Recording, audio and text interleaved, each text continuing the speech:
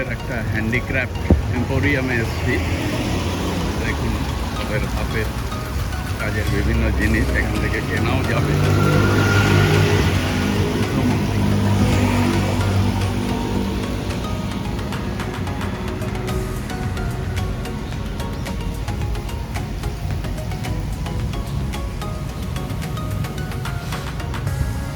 এটা বাইরের দিকটা, ভেতরটা দেখাচ্ছে।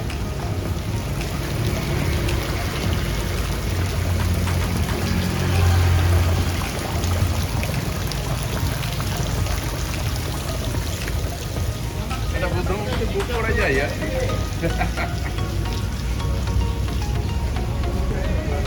একটা dragon. Hello, namaste. Welcome to Thailand.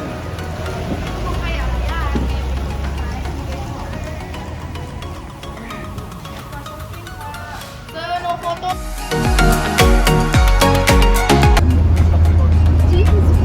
জেনগন island ট্রিপে সমুদ্র দেখতে পেলাম একটু আগে, তুলেছি। দেখা যাক আর একটু এগোই, তারপরে বোটে উঠে আমি আবার আপনাদের দেখাবো। আমরা এখনই স্টার্ট করবো লংটেল বোটে স্টার্ট করবো জেনগন আইল্যান্ডের দিকে। অলরেডি সবাই লাইফ জ্যাকেট পরে নিয়েছি। এই একটা বোট ছেড়ে যাচ্ছে, আমরাও এক বোটে যাব। এখানটায় খাড়ির মতো আছে, তবে পরে সমুদ্র আছে, সেটাই জানি আমি। Tôi lo gì cái bài này đó. Tôi lo không còn nữa. Đây. Đó, cái lục này em làm thế à? Có mặt không?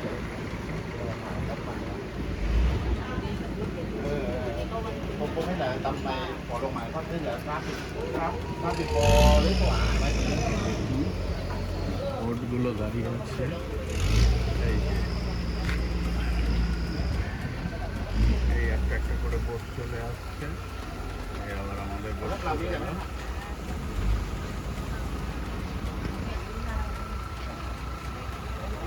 Yes. Lift your boat. এই আমরা লংটেল বোটে উঠছি।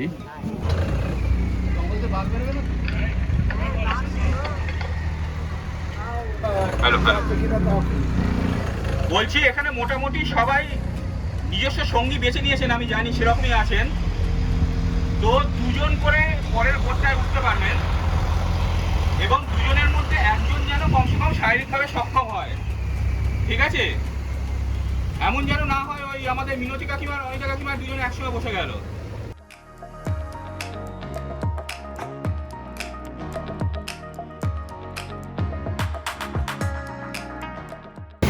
অনেকটা সুন্দরবনের মতো, তবে আপনারা যারা এখানে পাহাড় সুন্দরবন নেই। গেছেন, সুন্দরবন নিশ্চয়ই অনেকে গেছেন।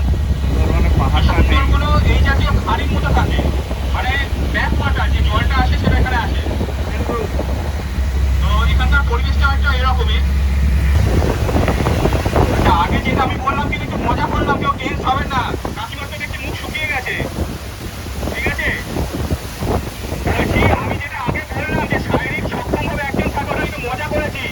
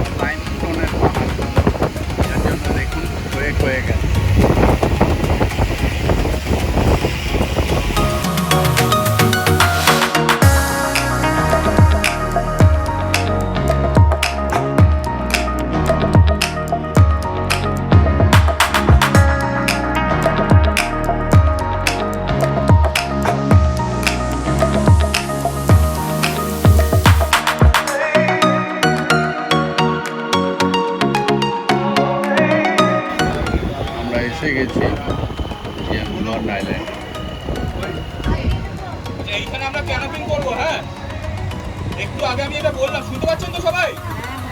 একটু আগে যেটা আমি বললাম সেটা মজা করলাম যে সাহিল ভাই সবসময় থাকতে হবে, কারণ ক্যানোপিং এর জন্য লোক আছে, ঠিক আছে? সুতরাং টেনশন করার কোনো ব্যাপার নেই, বিশেষ করে তারপর অনেকটা শুকিয়ে গেছে, যাই হোক। এইখানে আমরা করবো ক্যানোপিং। এরপরে আমরা যে মেন যে আইল্যান্ডটা আছে সেখানে হাঁটবো এবং তারপরে আমরা লাঞ্চ করতে যাবো।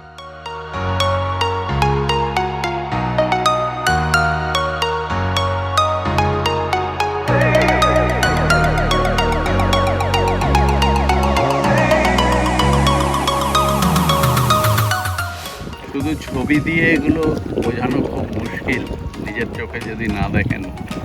তবে তাও যাদের পক্ষে আসা সম্ভব নয় তাদের জন্য থাকবে আমার এই ভিডিওটা।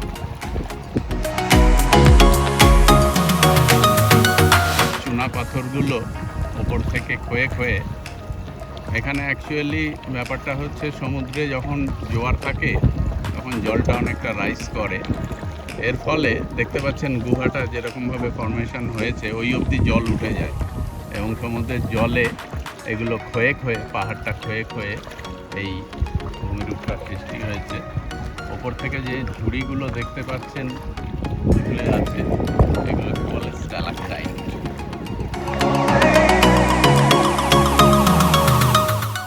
জেলিফিশ,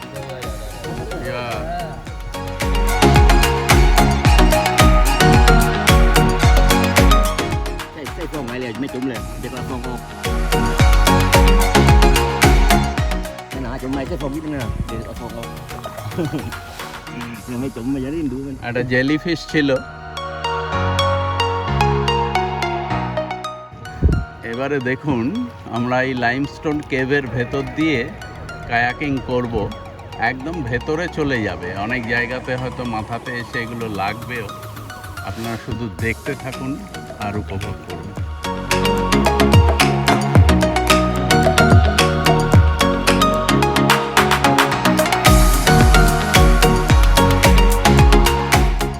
এই দেখুন ওপর থেকে জল পড়ছে চুনা পাথরের।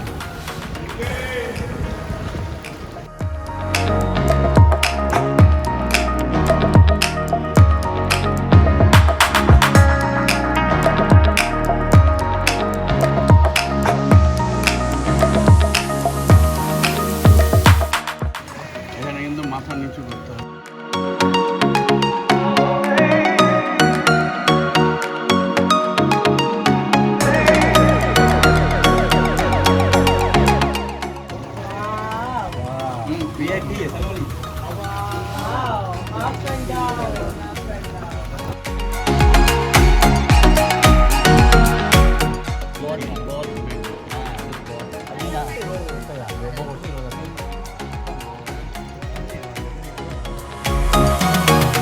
ফুকেটে দ্বিতীয় দিন আমরা গেছিলাম জেমস বন্ড আইল্যান্ড ট্যুরে, যেখানে জেমস বন্ডের বিখ্যাত মুভি 007-এর শুটিং হয়েছিল। এই ট্যুরটা মূলত একটা ব্যাকওয়াটার বা খাড়ির মধ্যে, যার ব্যাপ্তি বিশাল, অনেকটা আমাদের চিল্কা হ্রদ বা কেরালার ভেম্বানাদ হ্রদের মতো। এখানে কায়াকিং করার অভিজ্ঞতা অসাধারণ লাগবে আপনাদের। শুরুর দিকটায় কিছুটা সুন্দরবনের আনন্দও পাবেন আপনারা। ভিডিওগুলো কিন্তু শুধু দেখলেই হবে না, লাইক আর শেয়ার করতে ভুলবেন না যেন।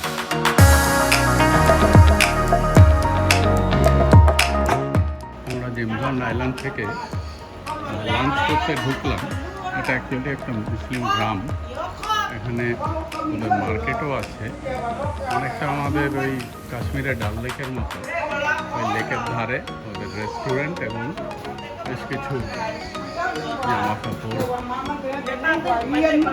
পছন্দ নিয়ে ওরা বসেছে।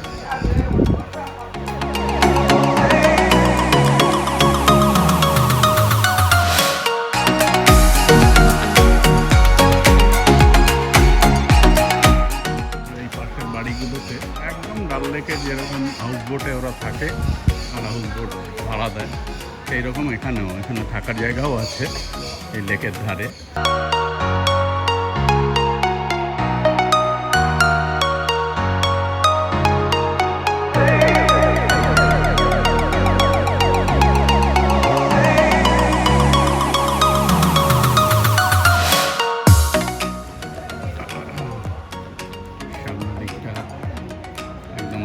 জায়গা, বসে রিল্যাক্স করার জায়গা, বাকি সব খাওয়ার।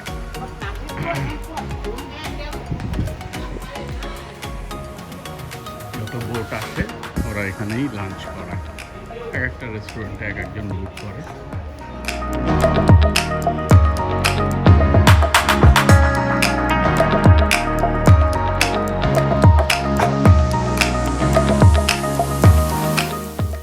আজকে আমাদের এইসব মেনুগুলো খাওয়া হলো বুফে। এদিকেও অন্য রেস্টুরেন্ট, বাইরেটা দেখাই।